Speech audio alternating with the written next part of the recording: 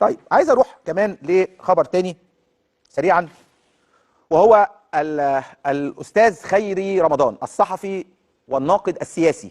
الاستاذ خيري رمضان هو مقدم برامج في احدى القنوات، مقدم توك شو. استاذ خيري رمضان يعني امبارح كان بيعمل حاجه عن الترندات وكده، فابتدى يجيب سيرتي وابتدى يتكلم عني، فتعالوا نشوف قال ايه ونعلق على كلامه. يلا بينا. انت عارف ان خالد الغندور لو عملت له دراسه جدوى وهو صاحبي يعني جدوى دراسه جدوى تحليل مضمون هتكتشف انه بيتكلم عن الاهلي اضعاف الزمالك، تعليقاته على مباراه. انت مالك يا خالد؟ بس هو بامانه ده ينسحب على كتير جدا. هنخسر يا خالد ولنا حجه يا خالد، انت مالك؟ هنطلع التاني في افريقيا يا خالد للسنه الثانيه على التوالي في المره الرابعه يا خالد. انت مالك يا خالد؟ الزمالك محتاج صوت خالد الغندور يا خالد. عندنا مشاكل كتير في نادي الزمالك عايزين نحلها. ركز مع فريقك ومالكش دعوه بالاهلي. هتتعب يا غندور. لا هو مش عارف في برامجه مالوش شغلانه غير الاهلي، كأن الزمالك الزمالك فرقه كبيره يعني اتكلم عنها يعني. الاستاذ خيري رمضان انا اتفهم، يمكن كان هاجم رئيس نادي الزمالك قبل كده، ودلوقتي بيهاجمني انا بلا اي منطق ولا اي معنى.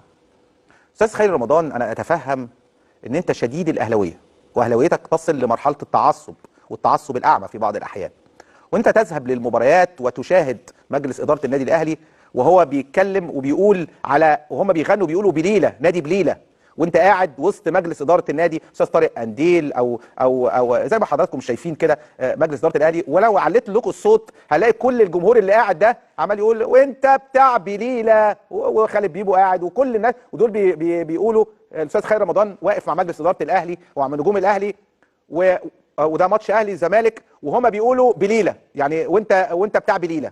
ف يعني ارجوكم يا جماعه، ارجوكم ارجعوا لي تاني، ارجوكم.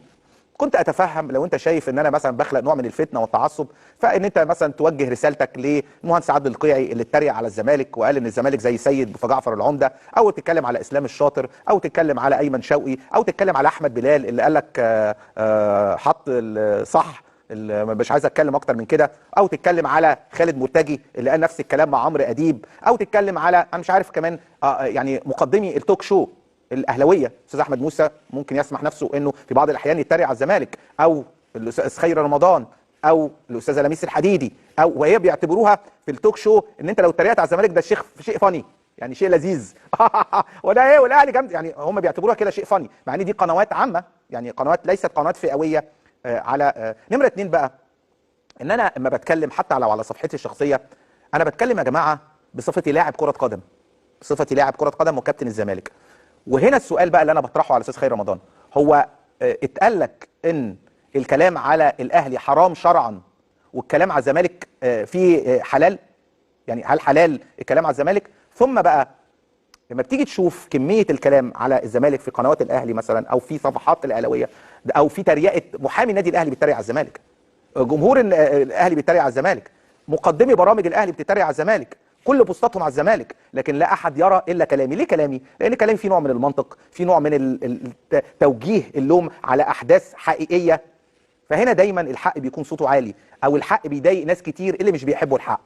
فاما تيجي انت سمحت لنفسك ان في قناه القاهره والناس ان انت توجه كلامك ليا وتعمل دراسه جدوى عني، اتمنى ان انت تعمل دراسه جدوى عن ناس كتير قوي بينتموا في الاعلام لنادي الاهلي. اعمل دراسه جدوى عن كابتن احمد شوبير، اعمل دراسه جدوى عن عادل القيعي، عن ابراهيم المنيسي، عن اسلام الشاطر، عن سيد عبد الحفيظ، عن ايمن شوقي، على احمد بلال، على اسامه حسني، على كابتن شريف عبد المنعم، على كل الناس اللي موجوده واللي بتوجه سهام النقد والتريقه على نادي الزمالك، بدل ما نقعد بقى نقلبها فتنه وتعصب. حتى في حضرتك سمحت لنفسك، يعني هاتولي الصوت كده، معلش انا اسف، هاتولي الصوت كده، سمحت لنفسك الناس بتغني حواليك بيقولوا على الزمالك انت بتاع بليله، وانت بتهزر وبتضحك ومش عارف كمان كنت بتتكلم مش بتغني معاهم ولا ايه، فتيجي انت تنصحني بشيء انت ما بتعملوش. انت لست محايدا عشان توجه لي سهام النقد او سهام او توجيه النصيحه.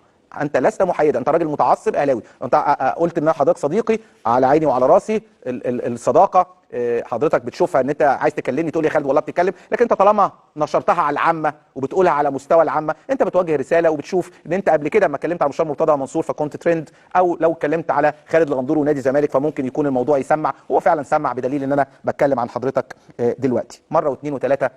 اللي صوته عالي اللي بيتكلم اكتر هو اللي حقه مهدور. يعني انا لو اتكلمت على الاهلي اكتر عشان انا حقي مهدور، لكن انا لو واخد حاجه و40 دوري، لو انا الناس كلها كل الناس بتساعدني، لو انا باخد حقي وحق غيري، لو انا مثلا في ماتش السوبر ده لعيب عندي لعيب الزمالك مثلا كان عندي مثلا مصطفى شلبي راح غنى وشتم مع مثلا كمثال مثلا شتم مع جمهور وما اعرفش ايه وشتم بالفاظ وايحاءات جنسيه، وجه لجنه الانضباط وقفته 12 ماتش، فجه رحت الزمالك قال لك منسحب ومش لاعب ومصطفى شلبي لازم يبقى موجود، فالاتحاد الكوره يجي مع الزمالك ضد الاهلي، انت كنت هتعمل ايه؟ كانت صوتك هيبقى عالي لان صوت الحق عالي. لكن البعض عايزك تتكتم، عايزك ايه يعني ايه تتضرب على قفاك، حقك يضيع، غيرك ياخد حقك،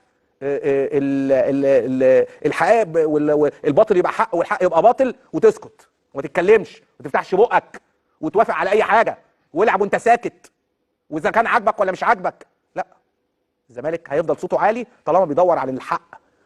تخيل بقى اللي صوته اللي بياخد حقه وحق غيره بيتكلم طول الوقت على الزمالك،